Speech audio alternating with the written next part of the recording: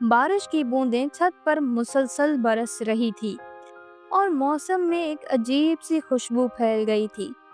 رانیہ چھت کی دیوار سے ٹیک لگائے خاموشی سے آسمان کی طرف دیکھ رہی تھی۔ اس کی لمبی زلفیں بھیگ چکی تھی اور چہرے پر پانی کی لکیر اس کی آنکھوں سے بہنے والی خاموش نمی جیسی لگ رہی تھی۔ اس کا دل کسی انجان درد میں ڈوبا ہوا تھا۔ وہ کسی ایسے لمحے، کسی ایسی باہوں کی طلبگار تھی جو اسے دنیا کے ہجوم سے نکال کر صرف محفوظ محسوس کروا سکے۔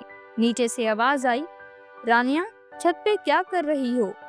یہ زیان کی آواز تھی، گہری، بھاری اور دل میں اتر جانے والی۔ رانیہ نے پلٹ کر نیچے جھانکا۔ زیان اوپر دیکھ رہا تھا۔ اس کی آنکھوں میں کچھ تھا جو لفظوں سے باہر تھا، کچھ ایسا جو رانیہ کے اندر کی خاموشی کو توڑ سکتا تھا۔ بارش ہو رہی ہے زیان، اور دل بھیگنے کو چاہ رہا ہے، رانیہ نے ہلکی آواز میں کہا، جیسے وہ اس کی آواز کو اپنے دل کی دھڑکن میں چھپا رہی ہو۔ زیان سیڑھیاں چڑھتے ہوئے چھت پر آیا۔ اس نے آتے ہی رانیہ کے کندھے پر کمبل رکھ دیا جو وہ اپنے ساتھ ہی لایا تھا۔ تم ہمیشہ ایسے ہی ضدی کیوں ہو؟ زیان نے پوچھا۔ کیونکہ میں ہمیشہ چاہتی ہوں کہ تم میرے پاس آؤ۔ رانیہ کی نظریں چھپ گئی تھی، مگر اس کی بات میں وہ شدت تھی جو زیان کے دل میں آگ لگا گئی۔ وہ خاموشی سے اس کے قریب آیا، اتنا قریب کہ دونوں کی سانسیں ایک ہو گئی۔ تمہیں پتا ہے رانیہ، تمہاری آنکھیں اس راز کی طرح ہیں جو صرف میں سمجھتا ہوں۔ تمہارا جسم، تمہاری سانسیں، تمہارا ہر حصہ بس میرا ہونا چاہیے۔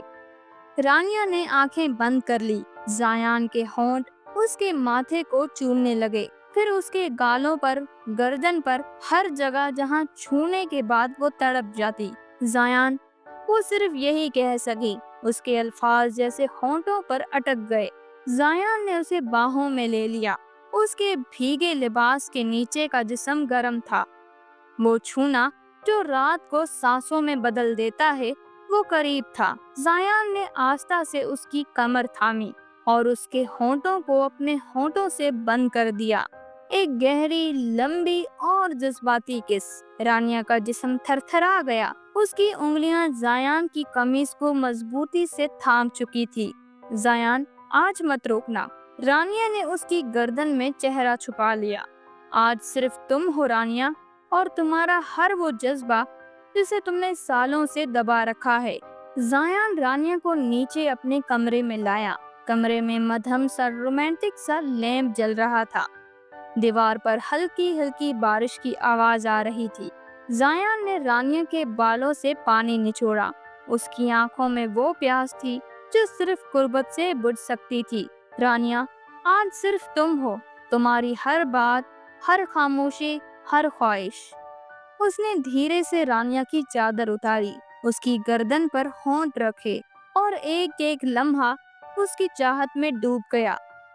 رانیہ نے خود کو روکنے کی کوشش نہیں کی۔ وہ مکمل طور پر زیان کے حوالے ہو چکی تھی۔ اس کی سانسیں بے قابو ہو رہی تھی۔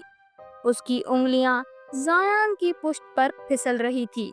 زیان نے آہستہ سے کہا، کیا میں تمہیں مکمل طور پر اپنا بنا سکتا ہوں؟ رانیہ کی نم آنکھوں نے ہاں کہی، اور پھر لمحے، رات، جسم، دل سب ایک ہو گئے۔ وہ رات صرف ایک جسمانی تعلق نہیں تھی، وہ ایک عشق کی رات تھی جہاں دو وجود نہیں، ایک روح تھی جو مکمل ہو چکی تھی۔ اگلی صبح رانیہ کی آنکھ کھلی تو اس نے خود کو زیان کی باہوں میں پایا۔ اس کی پیشانی پر ہلکی سی کس کی جگہ اب بھی گرم تھی۔ میں تمہیں ہمیشہ ایسے ہی اپنے قریب رکھنا چاہتا ہوں رانیہ، تو پھر مجھ سے کبھی دور مت جانا زیان۔ رانیہ نے اس کے دل پر ہاتھ رکھ دیا۔ تم اس دل کی دھڑکن ہو، اگر تم نہ ہو تو میں نہیں۔